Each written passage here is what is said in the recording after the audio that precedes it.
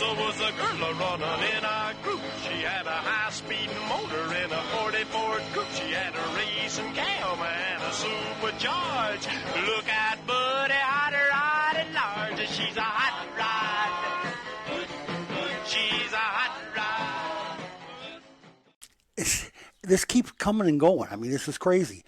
Stellantis is paying another $190.7 million in U.S. fuel economy penalties. The automaker owes another $459.7 million in outstanding penalties, according to government documents. Isn't that like everything they've ever made? I don't think they've even made that much money, have they? No, they haven't lately. And how many cars have they made lately? Right. And he just said, Tavares just said they're not coming off the line. They're coming off the line broke. I got to put them away and fix them. The penalties paid in March and May were disclosed by the NHTSA, which administers the corporate average fuel economy, which they call CAF, or CAFE, C-A-F-E, program. The automaker and government agency on Friday confirmed Reuters' calculation of the outstanding penalties. Reuters is pretty reasonable, and they're pretty reliable. The American automaker in 2023 paid a record-setting $235.5 million for 2018 and 2019 model years, and paid a total of $156.6 million in penalties for the 2016 and 17 model years. So they're not getting the fuel economy they're supposed to. They don't have the electric cars to get the average fuel economy down, the CAFE, the corporate average fuel economy. So they're not buying any mileage credits from Tesla or whoever. They're just messing up by the numbers over there at Chrysler. Stellantis is Carlos Tavares. He's got to go. Once they bring back Carlos the Edsel, my buddy Carlos the Edsel. Oh well. UAW's Federal Monitor warns of the union continuing culture of fear and retribution. I got two stories here about the UAW. The latest report by Monitor Neil Borofsky argues, UAW is still under a federal monitor after all those guys went to jail a few years ago. And they're keeping an eye on them.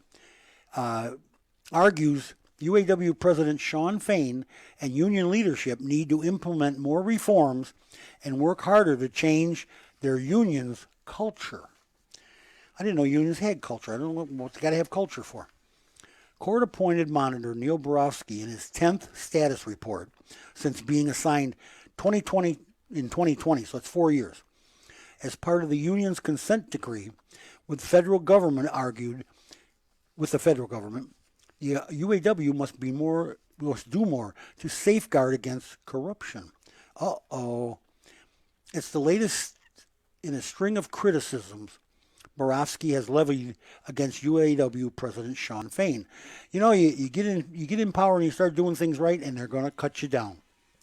I think that's why they're going after this guy.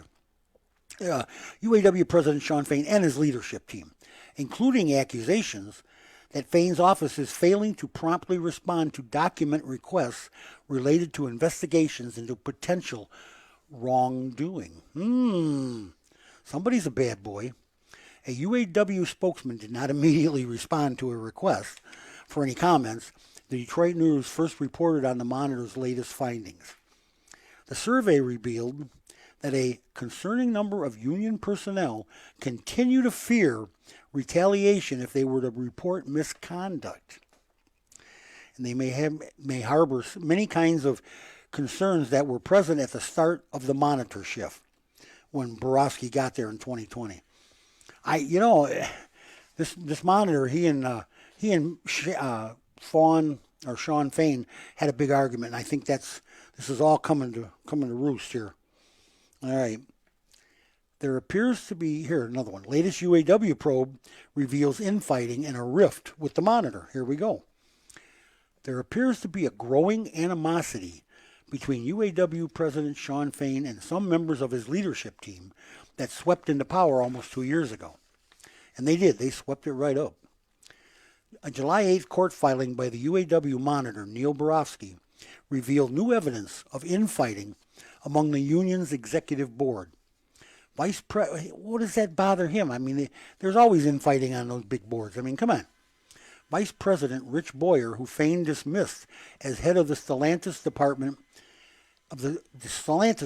in June over alleged dereliction of duty, is appealing his demotion. Of course, he is appealing his demotion, and expressed intent to file an ethical practices complaint against his boss with the union's public review board. So they're going at it. They're not kidding. Boyer contends that Fain sought benefits for his fiancée and her sister, according to the filing. We talked about this last week, and he has provided Borofsky's office with evidence to back his claims. Well, Secretary-Treasurer Margaret Mock also has accused Fain of retaliation, saying he stripped her of key assignments in February because she refused to approve improper expenditures. Who says they're improper? Margaret Mock? And the other thing about this getting benefits for his fiancée and her sister, same-sex marriages are trying the same thing. They live together. They're cohabitating. That's his significant other. Sure, he wants to insure her. And the kid. I mean, I don't know. You know what? I still believe in this guy, and I'm going to stick with him until they prove me different. Till I hear him say, "Oh yeah, I kind of did it." Then it's going to be a different ballgame. I told you, and we've talked about this, China is not welcome here. They don't want China in the United States building cars or selling cars. They don't. Well, there's a truck called Windrose, and they're trying to get truck assembly in the U.S. This is a rare move by Chinese automaker, electric vehicle automaker. Windrose's U.S. factory, to be built in Georgia, will piece together chassis and other vehicle parts manufactured in China to serve U.S. customers, the company's CEO says. See, and they're not welcome here. They're not welcome here. In Shanghai, Chinese electric truck startup Windrose plans to start a U.S. assembly plant for its semi-trucks for delivery there starting 2025, directly challenging Tesla in its home market. Founder and chief executive Han Wen said in an interview. See, I don't know. I better not. The move signals a potential. Chuck was getting ready to push the button. The move signals a potential return of Chinese electric vehicle companies to the world's second largest auto market, and comes after Republican presidential candidate Donald Trump has said, he repeatedly said, he would support such investment in the U.S. Well, if you're hiring U.S. people, what's the difference? I mean, putting our people to work is everybody's goal. Right, but I think I think the problem is, though, when you're looking at, again, going back to the $12,000 EV, that you're essentially undercutting everybody. Oh, yeah. And this is a huge market. Remember, there are millions of trucks on the road. Oh, God, yes. And so this is an interesting thing, though, is that you look at, without getting too much into politics, but again, politics play a big role when it talks about EV, because now you have a situation where the guy who was all for EV is stepping down. So we know he's not going to be in next year. Yep. We don't know what Vice President Harris's position is on EVs, if she's going to keep pushing his agenda or if she's going to back off. This may be an opportunity to say, they may revisit this and say, okay, we the EV thing is dead. We're going to go to hybrids or whatever. But you also have this huge market of the trucks. And that's if we keep going in that direction, at some point, like in California and states like that, you're going to have EV trucks. Well, the problem I have with it is some of these parts for these trucks are made in China. Right. And that's made with forced labor and, Right. Remember, this is a backdoor way to get stuff into they're basically trying to avoid that 25% tariff. Absolutely they are. But they're hiring our people. So putting our people to work is not a bad thing. The current administration, in contrast to Trump, has sought to keep Chinese electric vehicles out of the United States via heavy tariffs, and excluded components linked to China from its electric auto incentive programs, effectively shutting out investment from China's electric vehicle industry. And as Chuck just said, that's where the policy is now. What it's going to be, who knows? That policy has kept BID, Chinese biggest EV maker, and of course Warren Buffett's an investor there, and currently in the middle of global expansion, from making moves to set up plants or sell vehicles in the United States. I don't know, Chuck. I don't know if do we want them or do we not? The parts are being made and shipped over here from China. He's not buying them here. Not all of them. A good part of them. They're using their steel. I mean, does any of that meet our standards? I mean, is it safety standards? Well, that's ultimately the thing. It has to pass all the usual standards. They're not going to let them in. I mean, they're not going to let them build them here. But Georgia could use the jobs, I'm sure. And you're probably talking 10,000 jobs. But again, it's a question of if we are going to go EV, then the entire diesel fleet needs to get replaced. If we're not, you've seen diesel trucks. Those things last 30 years. Yes, they do. There are guys that put millions of miles on those trucks. Yes, they do. So that becomes the question well, a million miles, but they're overhauled twice. Well, but I'm saying the trucks get a lot more miles. They get a lot more usage than the average family car. So yes, that's the do. question is, again, this is, a guy like Warren Buffett looks at this EV, he's playing the gamble. He said, if the Biden administration, if he got 4 more years, he got 8 years in there, he's pushing his EV mandate. We know that eventually we're going to have to replace every freight hauling truck, every diesel truck in the country with EV. That's billions of dollars. Oh, and they're talking for about somebody. Replacing the railroad trains with electric. They're now EV trains. And why? Well, again, I mean it's not. If you're the guy that's making money off these things, you don't care why. That's my question. Who is that guy? Is it in this case you just mentioned it, Warren Buffett, for instance. He's one of them, yeah. He owns stock in the railroads, and he'll own stock in the trucks, yes, and he'll own stocks in the guys who are building the new. I mean, again, he owns stock in a lot of stuff. You're playing all of the odds here, right? I mean, that's the whole thing. Is you're playing. It doesn't matter to you what we do as long as you're making money. Yeah, as long as the money's coming in. Now, do you think the Chinese are going to have a little conniption fit when they got to start writing payroll checks instead of handing out bags of beans? Like you said, you're going to Georgia. They could start. They could offer $10 an hour and see what happens. I mean, hopefully nobody takes it. But no, they're going to have to pay. They're going to have to compete in our market. That's the biggest reason that we don't want them here. This is the kind of stuff. If Sean Fain would focus on this kind of stuff. And he told them, he said, hey, if you're coming to America, we're right out of the gate. You're going to be union. This is how much you're going to pay. Yep. You're going to be organized, and you're going to pay this, and you're going to pay that. You're going to have benefits. They don't have any of that in China. Before they even, while guys are lining up for jobs. So how do you think they can build a $10,000 EV, and we can't build one for under 35 or 40? Right. Their EVs cost less than our batteries cost. Yes. So, I mean, and that's the whole thing is are the trucks going to be any different? Probably not.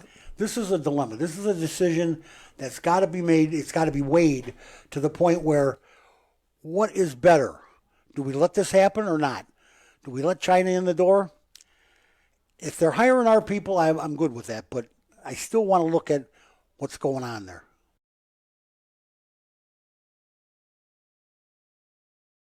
Now, on a side note to this China thing, and it's not really a side note, the European Union, the EU, confirmed in a news release on 4th of July that under its anti-subsidy investigation, it would apply provisional duties on 3 Chinese manufacturers that were sampled for the investigation.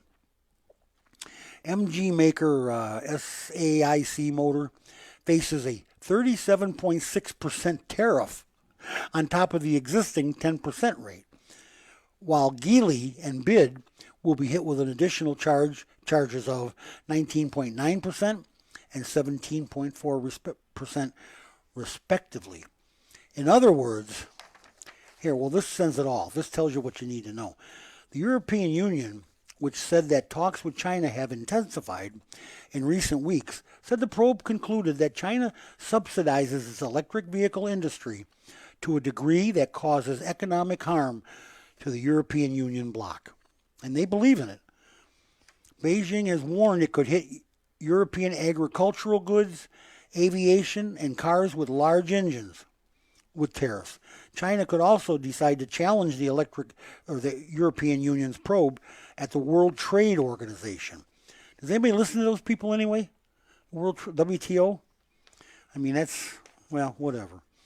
The EU and China have been consulting on a way forward, and the two sides plan to continue conversations over the next 4 months. For Brussels, any solution has to be grounded in the WTO rules, World Trade Organization, and address the underlying harmful subsidies the probe has identified. So in other words, what they're doing is they're making those cars in China, those $10,000 electric vehicles, Chuck, and they're flooding the European market with them. And people are buying them. Of course they are. I mean, and a small vehicle like that, that's absolutely allowed over in Europe. I mean, people like them because they can drive an hour and be all the way across Brussels and Budapest or whatever. Well, so this becomes another question in the United States, is that as long as inflation is high, as long as interest rates are high, people are going to be looking for cheaper automobiles. Oh, absolutely. So if you want people to buy American, you got to make it affordable. You got to make them affordable. There's no two ways about it. But how?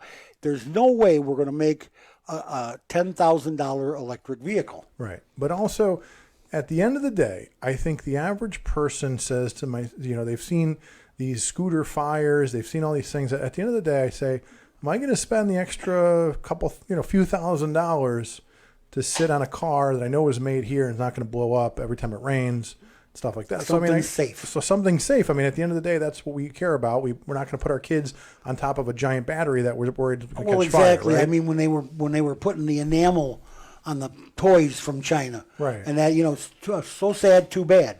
They didn't care. What do they care? It's our kids, and they don't care about their kids because they got plenty. They got lots.